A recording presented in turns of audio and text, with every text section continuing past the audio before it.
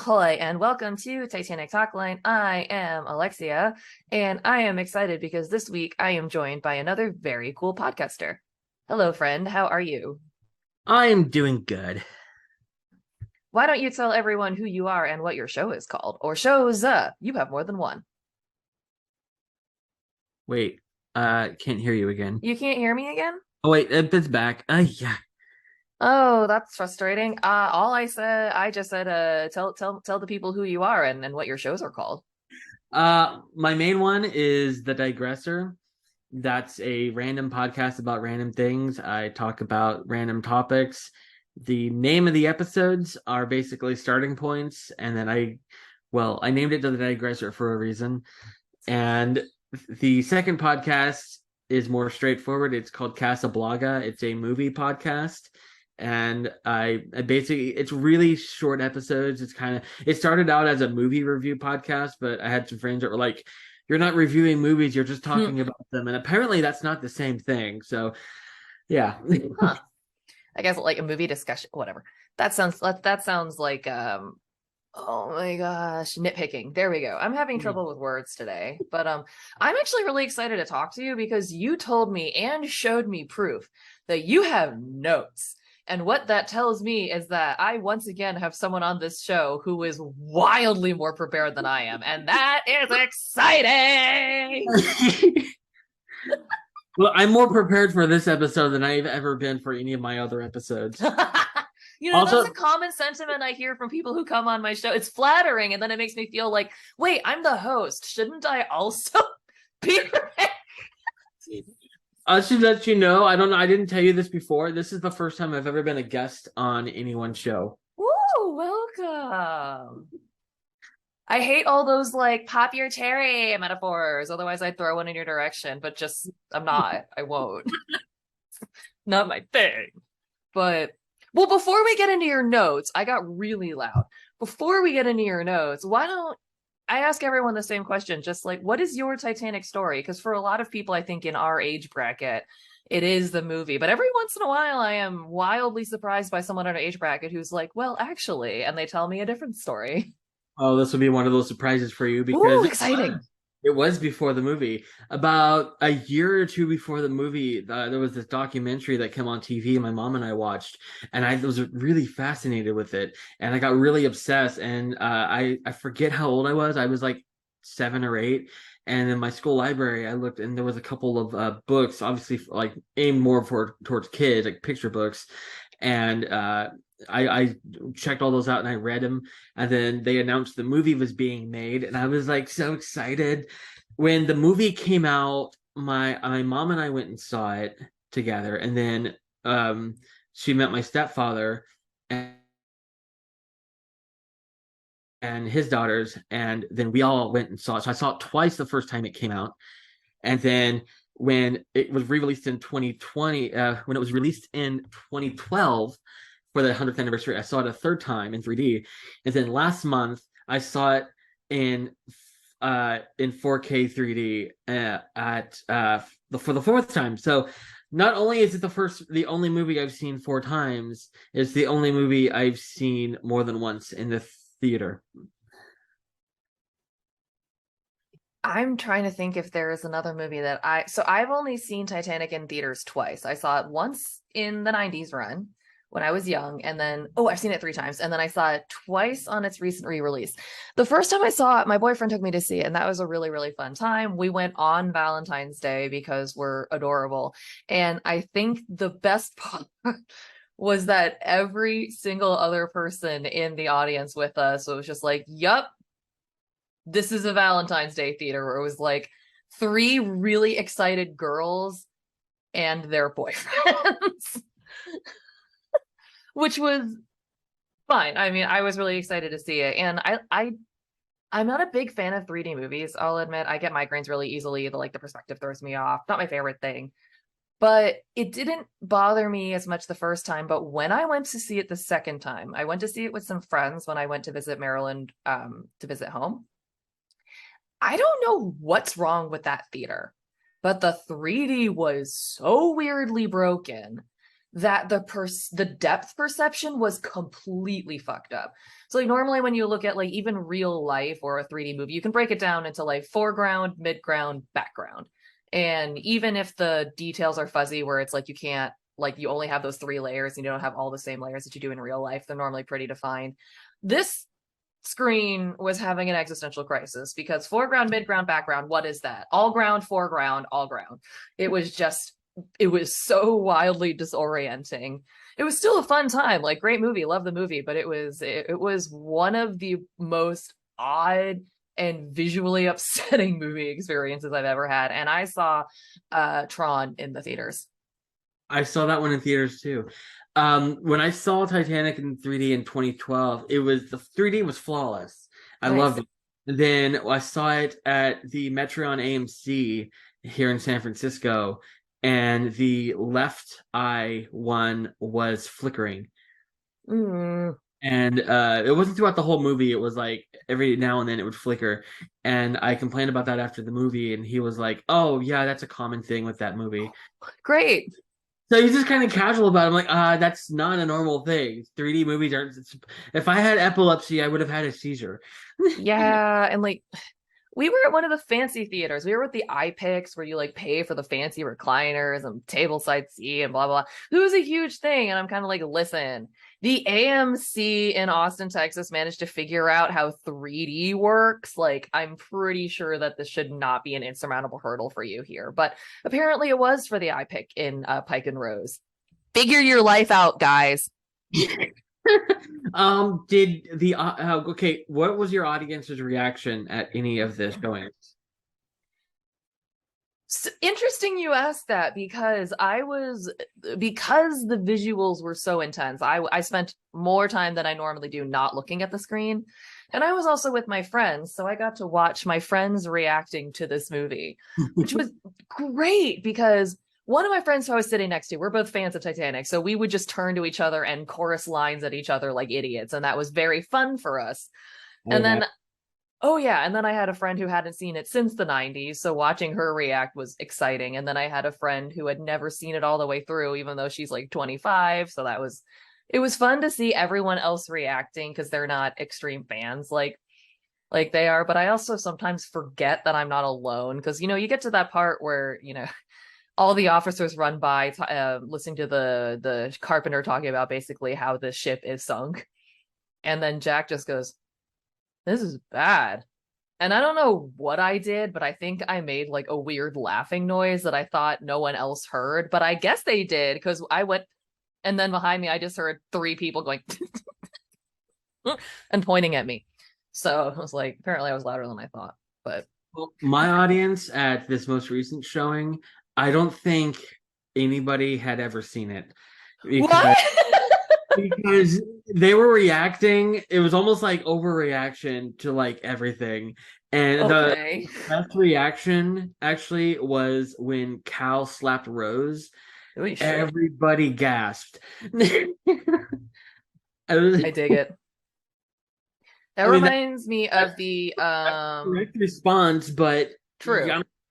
if you've not seen this before, he's not the Clearly good. not. Well, like it's I think I've talked about it a couple times on the show before. There's a TikTok.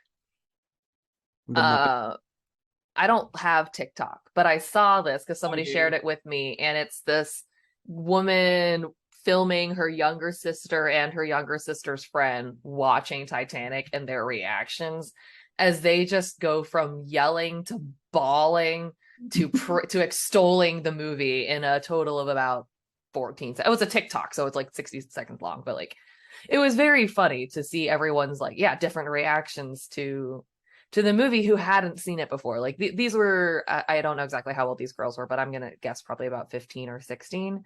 But it was clearly their first time seeing the movie, and they were having a really clearly emotional response. But they'd never seen it. This was their reaction. I love seeing kids' reactions to movies. I saw this one. Apparently, this girl grew up watching the original Star Wars trilogy, and so she was like, I think she was probably like 13 or 14. She's never seen the prequels, and she was like her father was filming her whenever like the scene when Senator Palpatine just killed Mace Windu, and it's like, you will now be called Darth Vader. The little girl goes, and what? Oh, I love it. A huge plot twist to her. Like everyone else knew all along. Honestly, I'm really glad that my boyfriend is not recording me playing WoW. I've never played WoW until 2 weeks ago or something. And just encountering shit that everyone I'm pretty sure thinks is normal. I'm kind of like, what is that? What? I'm a cat now. Oh my gosh. And it's like I'm having a great time, but I'm pretty sure I'm like, please don't like film me because your friends are just gonna fucking laugh at me. I don't care, but I'm sure everyone else thinks it's not because I saw Titanic when I was 8 years old. So for me, it's very much just sort of part of the fabric of my life. But like for people that have been playing WoW for over a decade, it's the same way to them. But like, I just figured this shit out, man. Okay. Like, I still don't remember the names of all the races. What is that? Who are you? Why? It's new when you don't know, and sometimes you can forget what that experience is like when it's when it's so far behind you. That would be me playing that. I played it once, Yeah. like 10 years ago. There was like a free demo, and I downloaded it. I Yeah. played it for about 10 seconds, and I was just noped out of there. Yeah, it's kind of how I feel about like this is gonna sound mean, but like Magic the Gathering, it's such a big thing that so many people are into and know about, but I don't care. Yeah, I know what you mean. Like it's too big at this point. It's like I want to get Yes, into yeah. Pokemon. I Oh God. played Arceus. I liked that, and I Hmm. started playing Scarlet. But like I have a friend who's kind of guiding me. Like she's understanding that I'd never play this. But then Right. like I'll post like I don't know what this is, and I'll just get like attacked. Like what do you mean? You're so stupid. You don't know anything. I'm like yeah, you're right. I'm new to Yeah, thank you. What a brilliant observation, Mr. Hockley. Jesus. this. People are wild, and I try to be patient too, where it's like there's a difference between someone who's trying to bait you into an argument and someone who just like doesn't know the answer. And granted, it is annoying to sometimes have like not the same people, but like people come in and ask the same questions over and over again. Like I poke through the our Titanic thread, I mean subreddit sometimes. And the number of times I see the same question repeated can get very exhausting sometimes. Like, do you guys think that if they hit the iceberg like straight on, that would have been better than it would they hit way they did this now? And I'm like, oh my god, Yeah, they I probably can't. would have survived, but they would have gotten in trouble for not even trying to move the ship. There's just so many things where it's also just kind of like I've seen that question asked once a week for the past like 3 fucking years. Like this comes up all the time, and if you're just the unlucky person that asks on that Thursday that the one person is like, wait, it can be really frustrating what happens to you, but it's also kind of like it's hard not to get frustrated when people repeatedly beat the same dead horse in the same way. It's like, what is the point of this discussion over and over again? This might be a personal issue, but I'm making it about a general thing where it's like the same arguments and the same silly sort of questions just keep getting boiled up to the surface over and over again, and they're all strawman arguments. And I especially hate like the movie fan theories where people are the same theory comes up. Jack was a time traveler. That's how. But then and then like the conspiracy theorists like it was swapped with the Olympic, and then like I've seen videos showing like the evidence, and it's like it's not even real. I don't even know. I don't know. On The the evidence one hand, it's kind of like cool, we're still talking about it, but on the other hand, it's kind of like stop talking about this, I'll kill you. the evidence that I saw Mm-hmm. was it looked like it was repainted, which is a thing that happens. They repaint ships. No, they So don't. Did you know that it's illegal if you repaint a ship? You just like they set you on fire. They like take you away from your family, and you're just never seen from again. Like I don't know how people don't understand this. I don't know. In case anyone doesn't understand sarcasm, we're being really sarcastic. Please don't think I'm being serious. Like, it's come to the point where I almost have to say that kind of stuff where I'm like, don't you know me by now? But like, some of those theories just get so crazy, man. I think one of my favorites that has absolutely no evidence to back it up, not even like the paint thing, is the ship was cursed because it had a mummy on board. I, That I looked into that. okay. The first time that was ever mentioned was the early 2000s. Hmm. So never mentioned before then. So yeah, if there was a mummy on board, I'm sure somebody would have mentioned it before the 2000s. You would hope so. Otherwise, it's like, I don't know, like, there's a lot of, things that we're just never going to know the answer to. Like, is it theoretically potentially possible that there was a mummy on Titanic? Like, sure, I guess it's not a total, complete, unrealistic possibility in the sense that it is not impossible that I can potentially fly and just haven't tried the right combination of substances to allow it. I think it's extremely unlikely. But yeah, sure, maybe there's a 1% chance in the universe out there that it's possible. But it's that sort of thing where it's like, yeah, is it physically possible that there was a mummy on Titanic? Sure, there's mummies all over the world. But like, is that the reason it sank? No, shut up. There was probably more likely case scenario. There's just a dead body there that was being brought back to the States for burial. That happens even today. Yeah.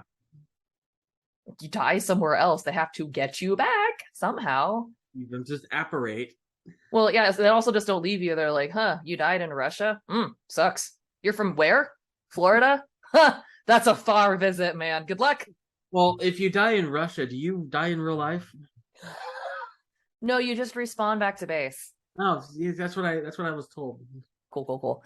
Yeah, no, I just needed to verify that. But yeah, I'm gonna get so distracted. What is on now that I've answered the actual question about your Titanic story? Let's start on your list. What's on your list? Where's my phone? Where's my? Now that I can't help you with. I was like looking all around me. It was literally right in front of my face. I do that at least 38 times a day. Wait, small detractor, but I get pink's my favorite color, so I buy a lot of shit in pink, like masks, socks, gloves, hats, the case to my phone. And you'd think that would help it stand out, but when fucking everything you own is pink, it really doesn't. Teal is my favorite color. There we go. Oh, and you have purple nail polish. I dig it. Teal and purple are my roller derby league back home's colors. Love you, Free State. All right, let's address this list.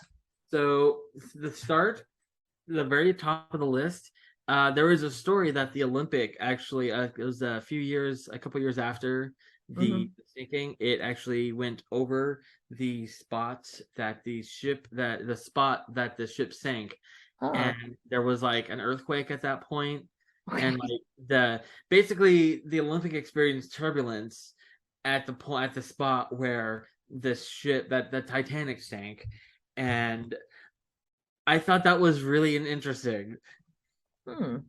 Did people attribute that to like atmospheric ghosts? I don't know. I saw that in one video, and That's cool. Like a lesser known story. Honestly, now that I say it out loud, I didn't verify it. I just watched one video where some guy was talking about it. So that might not even be true. But it's fun to talk about. It's fun to talk about. I did see this though. It's everyone knows that the last song that the band played was "Near My God to Thee," but Obviously there's it's in the movie. It has to be true, but they say that because that's what a lot of the survivors say. But there's another song that some people say that was played was a song d'Autumn or something. Yes, Autumn, the Waltz of Autumn. Yes, by a song by Archibald Joyce. Yes. And somebody on YouTube, they re-edited the "Near My God to These" scene and put that song over there, and it's kind of haunting how it. Because I listened to it before, and like this is kind of a cheerful song, right? And, "Oh My God to Thee" is like a sorrowful, sad song, but this one's kind of cheerful, and it actually like put in that scene, it still fits because it's like look at this trauma, this traumatic experience, and we're putting joyful music over it. That was the purpose of the band playing. They were trying to Yeah. lift spirits up. So like in that sense, it's like the what's the word, like juxtaposition or whatever. I've never used, Hmm. but you know what I mean. But I've it's seen, the right word, right yeah, word. Don't doubt right, yourself. Right yeah. word. No, I've seen, I uh, think you're right though. Interestingly enough, I talked about this a little bit with Stephen Beale because it's one of my like favorite parts of his book, Down with the Old Canoe, sort of about the musical debate. Obviously, there's no way of knowing. Like, we can't go back there and, sit with our recorders and then, teleport away before the ship goes down, report back. There's no way to tell everybody that, to make the leap home that way. But, there was reason for the story to emerge that it was nearer my God to thee. There was, you see this kind of now where the dominant narrative of the world is very Christian. And, by pointing out, or not by pointing out, by saying true or not, and especially if people genuinely thought that's what they heard, they were like, they were good Christian men going down solemnly, singing a hymn to God as the ship goes beneath the water. There was a lot of tell in that direction. And that's part of the reason it maybe believed that that was claimed, that that was the song that went down, because there's a lot of people who testified that it was Autumn that was playing, the last song that the band did play. there was also the band leader had written a letter to his sister saying that if he was ever on a sinking Mm-hmm. ship, he would play Nearer My God to Thee. However, he just said he would play it. He didn't say that would be the last song he played. So that doesn't prove that it was the last song. People like to point that out to say, "Oh, this proves that it was the last song." No, it just proves that it was played. And also, the other thing about this too is that the band wasn't literally playing until the ship went under the water. The angle would simply not allow for that. Yeah. So whatever song was last was like probably a choice they made, and they figured it out. And at the end of the day, it's kind of like it is, but also isn't important what song it was. What was important is that it was like that was a pretty big thing to do. Plus, like we're so used to like in the movie they finished the song because like the ship was sinking, they might not have even been able to finish the song. Yeah, you don't know exactly when in this, like, I'm trying to think if I were literally a violinist on a sinking ship and I knew it's like I'm gonna die and I Well, just have to keep right, and I need to keep playing. It's like I may as well just keep playing until I can't anymore. I was with my friend at the Titanic Museum in Pigeon Forge, and they have this area where you can kind of like run up replica angled portions of the Titanic. It's only like about 6 feet or so. And there's three different angles, obviously, like a light angle, a medium angle, and the heavy grade angle. And I stepped up on them because, of course, I did. And the first thing I was like, on the first angle, I was like, I could hold my violin here. Because also, you're holding a cello, a violin, or a viola. Like, you don't just like hold it gingerly in your fingers like a pen. You got to hold it up on your shoulder and you're bracing it and you're holding it and you're pressing it and doing stuff. Ripping it. Yeah, gripping it. And it's like, all right, I could play on the low angle. There is a 0% chance I could have continued playing on the high angle. Like, I can't get the grip that I need to play music. So yeah, I don't know when in the sinking they stopped. I don't know if they stopped and they're like, whoop, sliding up, nope, okay, we're done here. Or No, if they were right, or if they did something cartoony where they were like, we're just gonna keep until we literally slide into the sea. I mean, I don't think that's what happened, but there's no way of knowing if they got interrupted mid-song. The point at the end of the day is like that was a really brave thing to do, and they did B, try to get on a lifeboat. It's the first chance they get. never ever. And that the thing you're talking about, San Francisco has something like that. What? The slant of Oh yeah. yeah, it's called All the Streets. Dude, your streets are horror movies. Yes. Okay. So I actually have had to catch a bus. I actually had No one of the steep ones, and I have asthma. And thanks. I made it halfway up, and my friend was running with me. She doesn't have asthma. She made it a little further than I did. And imagine being on a long ship at that angle. You have Uh-uh. to the back of the ship. That's adrenaline. Mm-mm. I was just It's trying to catch a bus. They're trying to save. it's a It's a lot, and it's one of those things where like I always hear the argument of people be like, "No, if I was me, I would do this," and it's like You don't know. exactly. Like, I love to think that I would react in like a certain way. Like, oh, it'd be great to think that I would like rip off my impractical women's clothing and just like take charge in my bloomers and be like, "We're doing this. Get them off this shit." But I'd probably be like, "I'm getting the fuck out of here by myself. I like you. I like you with me. Everybody else, ignore them." And that's not, I'm not trying to be a jerk about it or make a joke, but it's sort of like when you're in those moments, you do have to look out for yourself and the ones around you. It's nice to think that we'd all do grand and noble things and that we would really go out of our way to save dozens of people. But, you know, the reason that we tell stories about heroes is because they're rare, not because they're Yeah. all the time. Then there's the bystander effect. I don't know if you've Oh, heard. yeah. Yeah. So I Tell actually. everybody else about that, though, because I Oh, don't think I've mentioned it, but I have never actually discussed it in depth on the show. And I think it's kind of important. basically the bystander effect is a thing. I'm not good at explaining things to people. I tried explaining that to people, but Well, what you don't know is that I'm secretly Googling it in the background. so basically the bystander effect, the best I can explain it is like something happens, you won't do anything because you think someone else is going to do it, so therefore nobody does anything.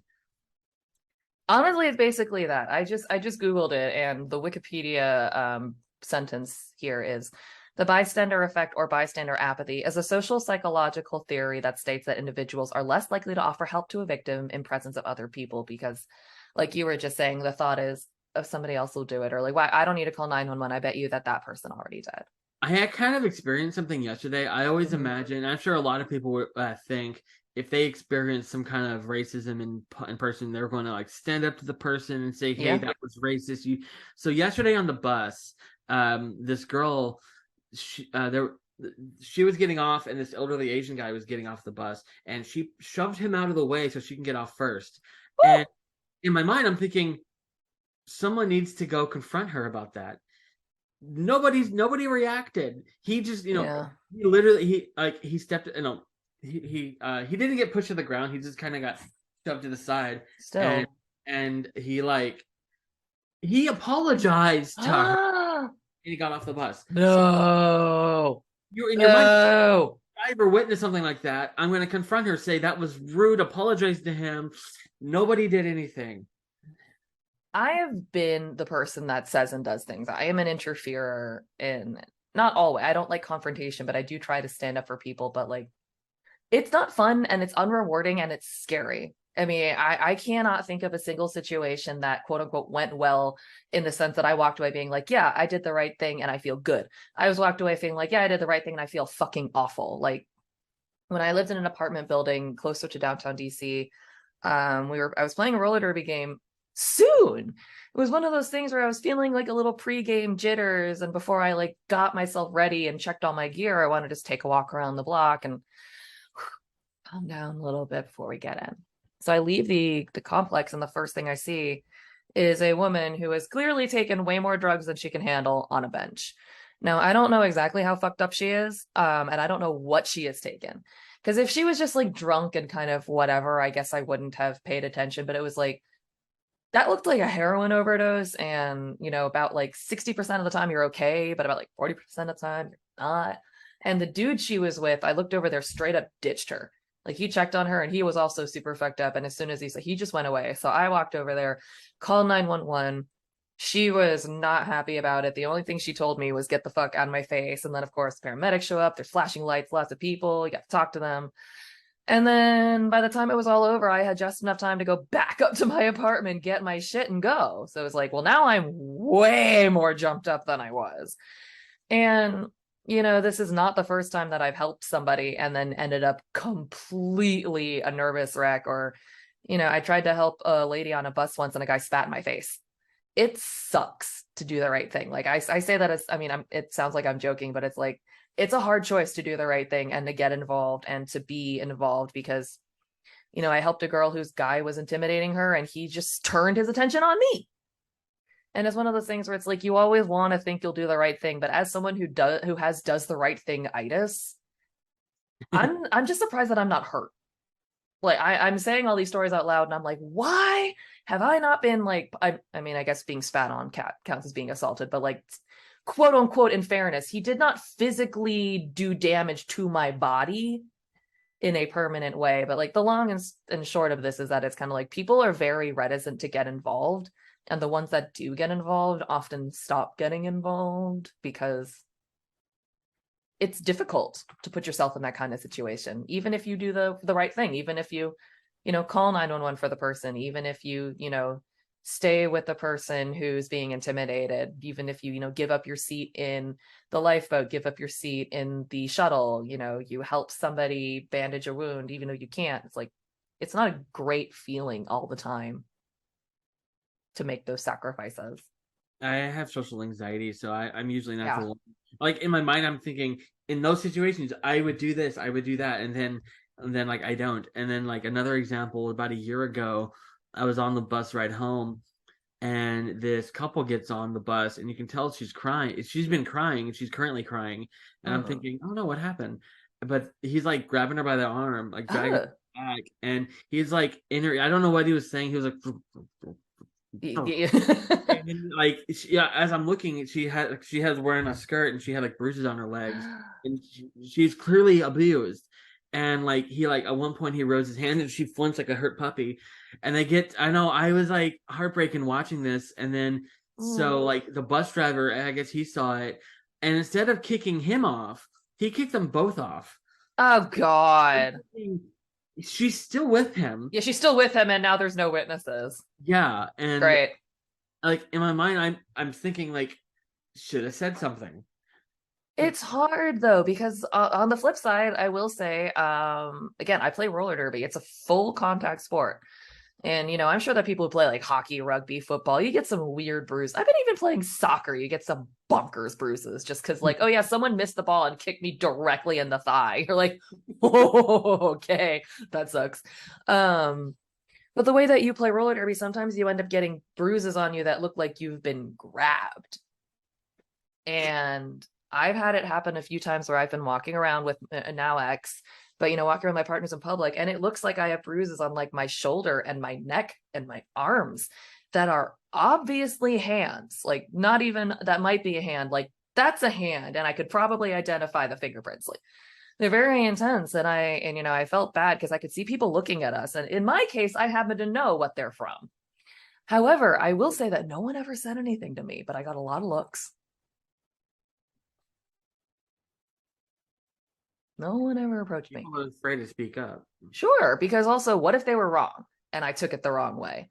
If someone was like, if you, for example, like not trying to say you shouldn't do this, but like if I were really scared, I might just deny it outright, be like, hey, I don't want to freak you out.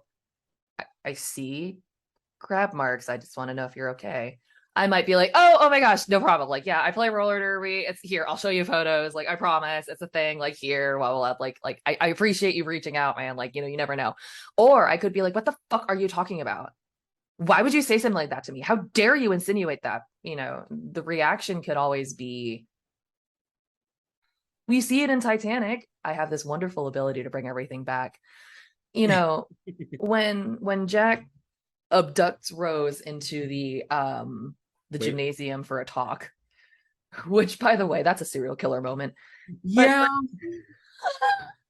Especially whenever he like touches the side of her face, that spark that goes out will die. And I'm like, okay, Don't what if do that.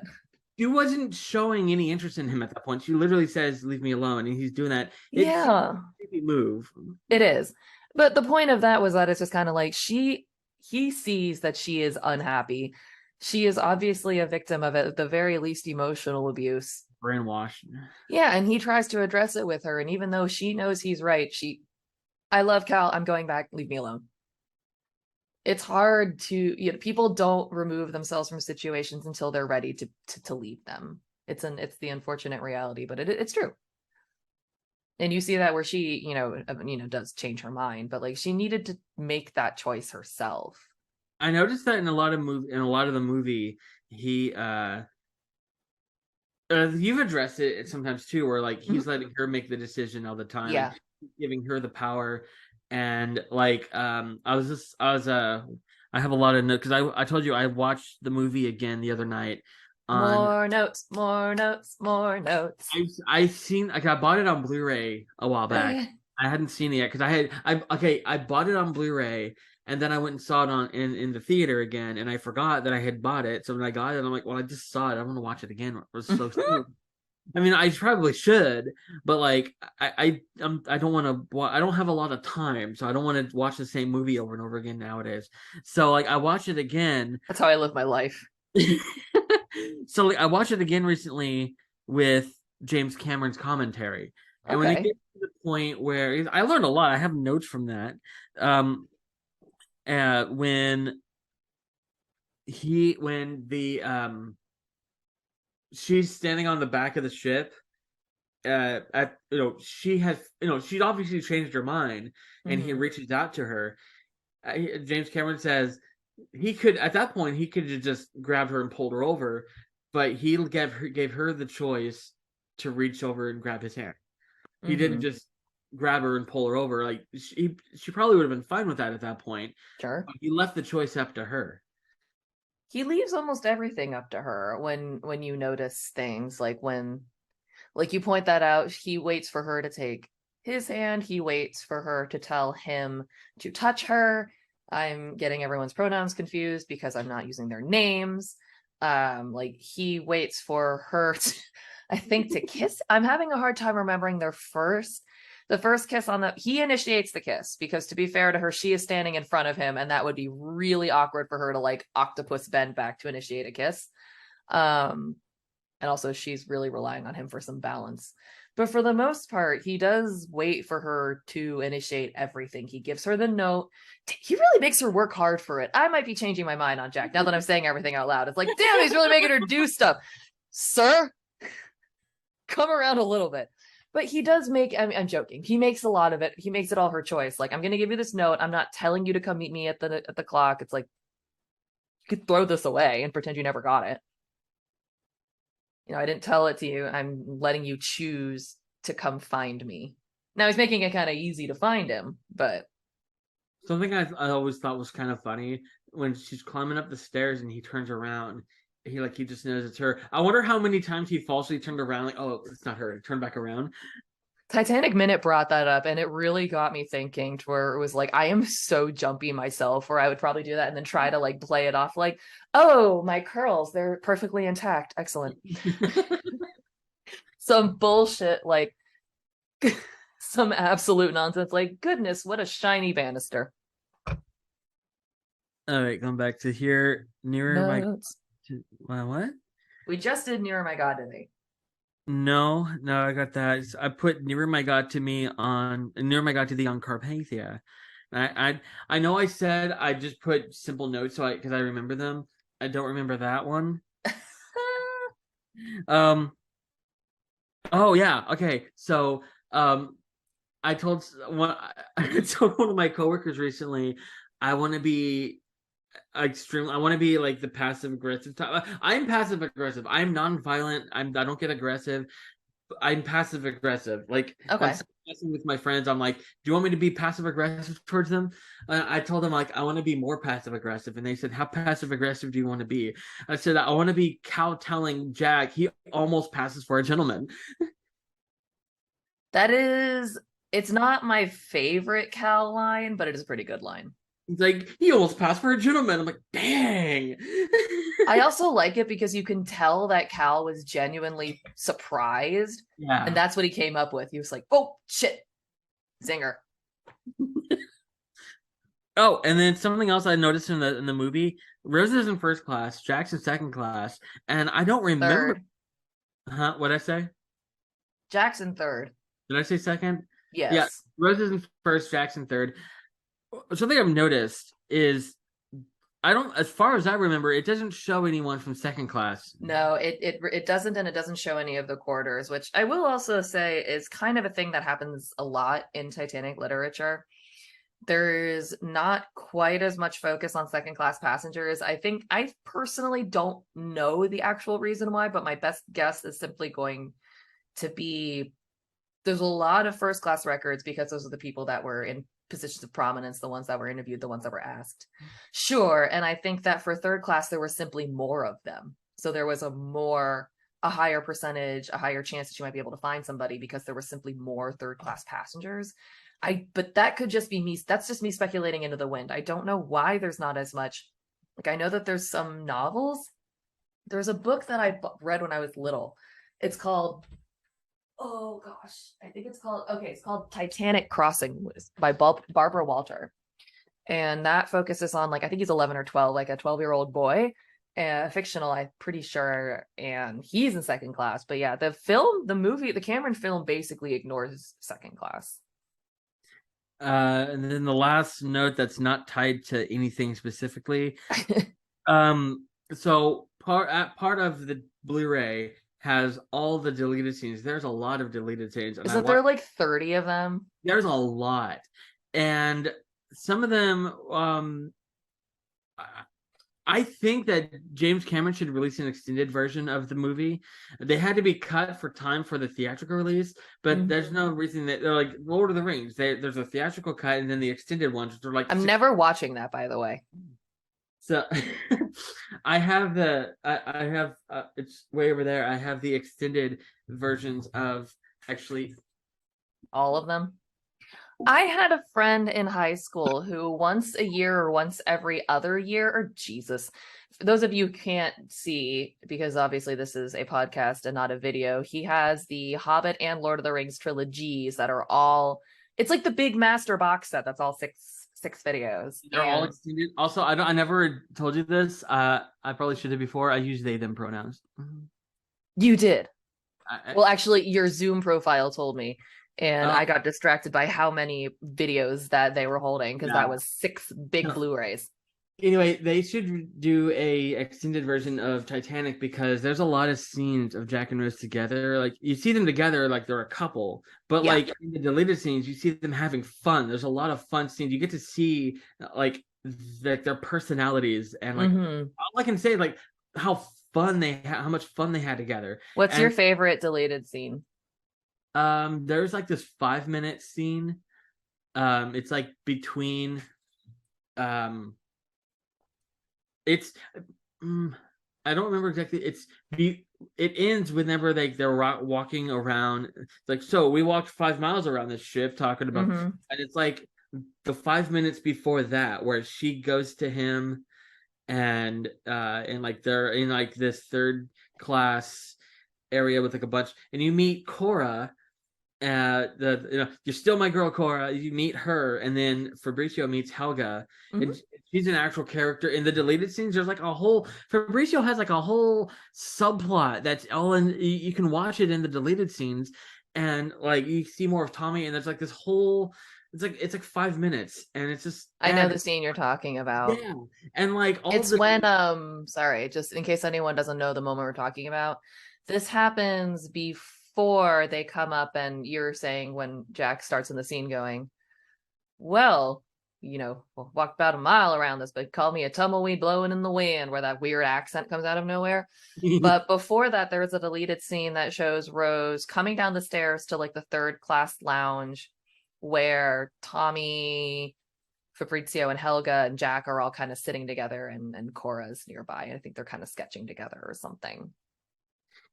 Which they completely cut Helga out of the movie. I mean, you see her but she has an unspeaking role for like, I think she's in the dance scene in the below decks, but like she's and like then we see her die.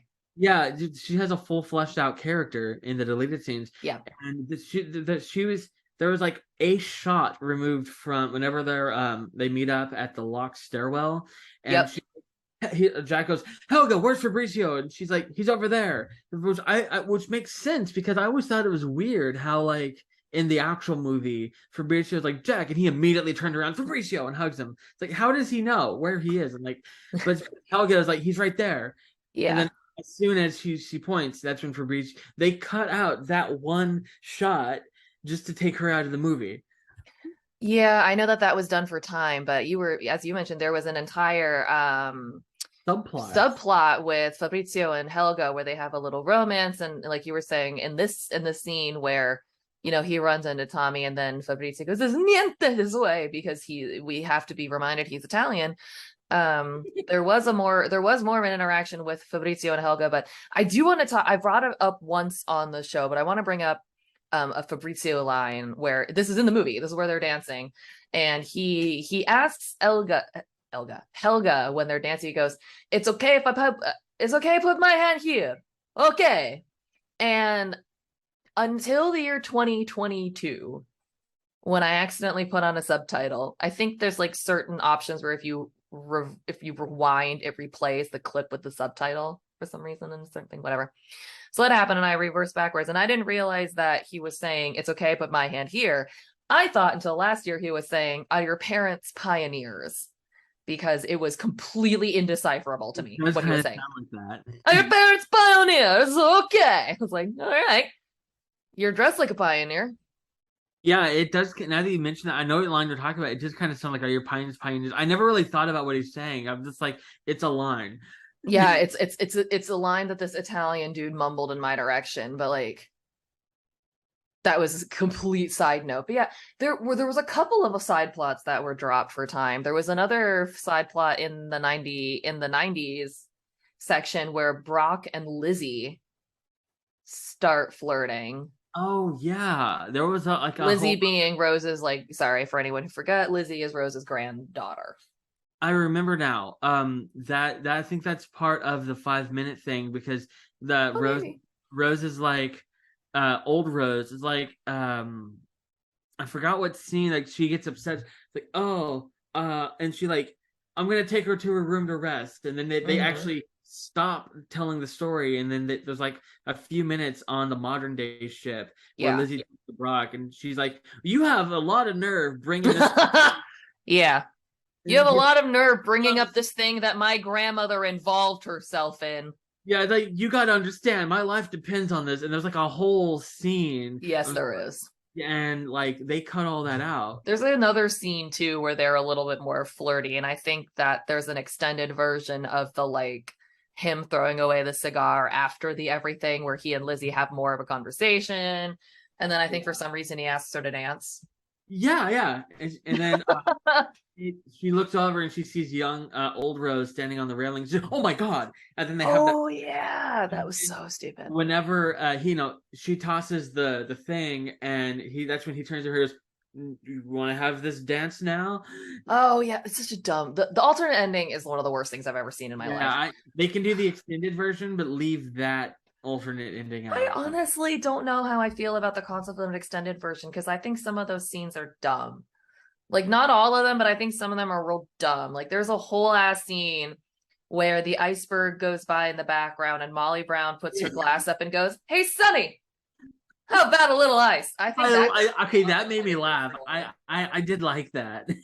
No, I think I will melt faster than an iceberg in 2023 if that stays in. I hated that. It's like, no, no, no, No, no. I love Kathy Bates. I do too. And I was like, okay, that I literally burst out laughing when I saw that. Yeah, it's funny, but it's almost funny as a deleted scene. Like, it's not funny in the movie. It's funnier to find out it existed. Yeah, I guess that's point. Like, it's kind of a serious, dramatic moment, so like, Yeah. that would tick you out. Well, especially because it's coming on the heels of that really intense, I almost said silent, but that's not what I mean. There's very little dialogue in the hitting of the iceberg sequence. It's mostly music and sound, and every once in a while someone being like, "Ah!" But there's not a whole lot of talking. And then immediately after that, to go into that, I think would be into, "Hey, Sonny, how about a little ice?" I think would be really, really dumb. And something, speaking of Lizzie, I didn't realize this until I was listening to his commentary. He Mm-hmm. married her. He did, but he was not married to her when this movie started filming. Yeah, like they met on set and they fell in love. I didn't realize that. But the thing about that is that he was married to Linda Hamilton when filming started, and then he wasn't when it ended. And she was the star of his previous movie. Awkward. Yeah. Yeah, that must be fun. So it will be soon before he's married to Zoe's. Zoe Saldana? No, my beautiful baby Zoe is too good for that. Yeah. So another thing, he also addressed the liquid soda thing. How it was like, The what? Oh, I I'm think sorry. I thought you said liquid soda because my like ears are working properly. The I think liquid soda thing. yeah. Please, I So didn't make any mistakes. Continue. I was like, did I say it right? No, you did. I just don't hear um, properly. at that scene, he's like, okay, so it's been brought to my attention that this lake actually didn't exist until after 1912. Yeah, good job. See, he explained like he didn't, he's not from Wisconsin or whatever state that is. He just picked a lake at random, and it just happened to be the one lake that didn't exist. Just use one of the Great Lakes, you dumbass. There are Yeah. so many we all know the names. We used to go ice fishing on Lake Superior. Oh yeah, the one that we all know and has been around for a million fucking years. Great. No, this idiot went for some. Sorry, that is the stupidest excuse ever. I'm not from Wisconsin. Yeah, me neither. But if I were writing a character from there, I'd at least like look up the lake that he claims he and his father went fishing at a lot. Well, to be fair, you see a lake, do you automatically assume it's man-made? No, but if I'm someone like James Cameron, I'm like, this is so accurate, and you got to at least check an almanac. Yeah, I mean, you got a point. Like everything else in the movie is pretty accurate and well researched, and the one thing he didn't accurately research turned out to bite him in the foot. The few details that he definitely gets wrong are ones where it's kind of like he puts so much emphasis on how smart he is and how well he, keeps things accurate, and then he just decides to go fuck off and make a weird decision where it's like, but okay, but ugh.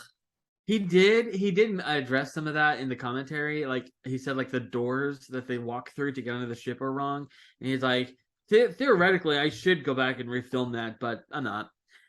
I Or mean, like, yeah, there's some that matter less than others, obviously, but like, there's a couple of scenes where he's like, um, I know that like the real ship didn't have this, but for the story it made sense.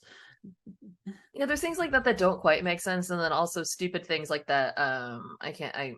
Oh my gosh, my head is blanking out right now. But like, technically, it's period accurate for Rose to have always been wearing a hat outdoors because that was the standard for women at the time. But he just didn't want her to wear a hat, so she just didn't. Actually, he did address that, and I like his reasoning for this. It's one of the few things that he's addressed that I agree with. He says that like that was like the social norms for them to be wearing a hat, but like she's fighting against the system. He said that like the costume designer wanted her to wear a hat. They had a hat picked out, but he was like, no, her character isn't wearing a hat because she's fighting that system. She doesn't want to be part of that system. And he took the hat and threw it in the water, and he said that was the end of that argument. That So is like, also one of the rudest things you can do to somebody because I'm yeah, like, do you know how long that haberdasherist worked on that hat? I don't agree with that part, but You just threw it in the water. I agree with his reasoning for her not wearing a hat. She's I fighting. get it, but it's also one of those things where it's kind of like what he is and isn't a stickler for with authenticity is so exhausting. We were like, this is authentic, and it's the rivets that were made by the real company, and oh, I don't like this hat. Meh. Like, sir, you seem annoying. Yeah, I thought it was cool that the lifeboat crane things they were made by the same company. Mm-hmm. I think that stuff is really neat. It's funny when you look at the other things. Anyway, I'm running out of time, Missionist, but I don't want to run out your notes. What's next? I'll get through these quickly. Bernard Fox played Archibald Gracie. Well then, the boy's a hero. Bernard Fox was the captain. No, because I think. Oh no, that's Bernard Hill. Okay, Bernard Fox. He played Archibald Gracie, who was the boy's a hero. A hero. And then there's a lot of Bernards in that movie. Played. Cameron wanted to cast him because that Bernard Fox played Frederick Fleet in The Night to Remember. Oh yeah, I remember that. He had experience on the set of Titanic films. And so when he talked to the guy playing Frederick Fleet in this movie, and they had like a conversation, and it was kind of cool. And then James Cameron pointed out that the cherub that was on the grand staircase, it was recovered. Oh, that's cool. I didn't know that. It's like, how can in my mind I'm thinking in my mind I keep forgetting that the movie's fiction. I'm like, how can it be recovered if Cal shot it in half? And I mean, I'm sure that one was not shot in half.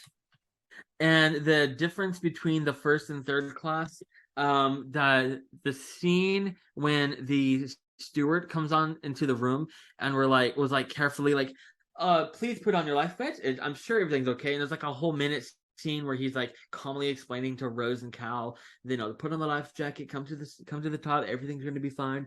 And then it immediately cuts to third class, opens the door, turns the light on, everyone up, Just lifeboat's on. knocking everything on the ground, Yeah, and he's just like he opens the door, screaming. everyone up, lifeboat's on, and that's it. It's the difference between first and third class. It's so visibly different. It's like, oh, here's your life belt. Anything else? Go downstairs. Yes, it's on. And then the last one here is James Cameron. I watched the 25 years later thing on Nat Geo. Oh yeah. Did you watch that?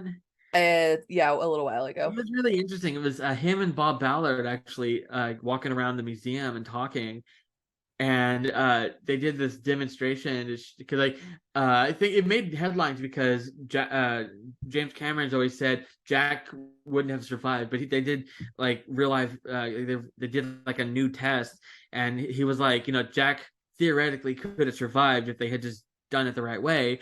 And he said, my main takeaway from this is if I were to do it now, I would have made the door smaller. Yeah, keep the debate to a minimum. Jack to die. I mean, but like honestly, that was like I think a couple of people have discussed it too, where it's like that's kind of part of what makes the movie work in a certain way. And I mean, you could argue that like that's wrong or whatever, blah blah blah. But it's sort of like it would have been a different movie if he'd lived. Not to say it was a bad one. It would just be different. It wouldn't be the same film. Yeah.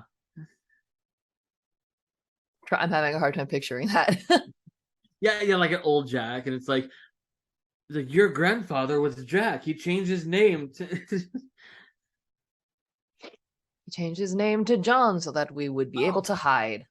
I didn't put this in the notes, but I forgot. Louis, I think his name is Louis. Mm-hmm. The Russian brought anesthesia. That guy. Yep. That's a real guy. Like. Yeah, he's just a friend of James Cameron's. Yeah, and like he didn't like he even has the same name. He was like he based his character on him, but he couldn't find anyone to fill the role. So he's like, why don't you just fill the role? Which is like the easiest Hollywood break in history. Lucky jerk. We did it. We got through your notes. Yeah. And a bonus note. Yeah. That we didn't know about, that we didn't know we had. We got through a bonus note. That's a fun and exciting thing. And I believe I have also now taken up an infinite number of your minutes. So I want to say thank you so much for coming on the show and talking with me and for watching the movie and taking notes. I'm starting to get like inspired for how to be better at my own show. I took this job seriously. I see that. I was gonna watch Ghost of the Abyss, but it's on it's on Apple TV and you have to pay for it, and I don't have it's on Disney Plus, I think. What? Wasn't it? I have a thing called Just Watch where you can look up any title and it tells you where it's at, and it says it's on Apple TV. And you're probably right. For some reason I thought it was made by Disney, so I assumed it would be on their streaming services, but I guess that I'm wrong. No, that's dumb. They have the 20 years later James Cameron special from 2017. Well, that's really stupid because this was actually made by Disney. Yeah. Anyway, that's dumb. Any final thoughts before we bid the good people goodbye? I was gonna say I'm waiting for the sequel, but then I forgot it was already made.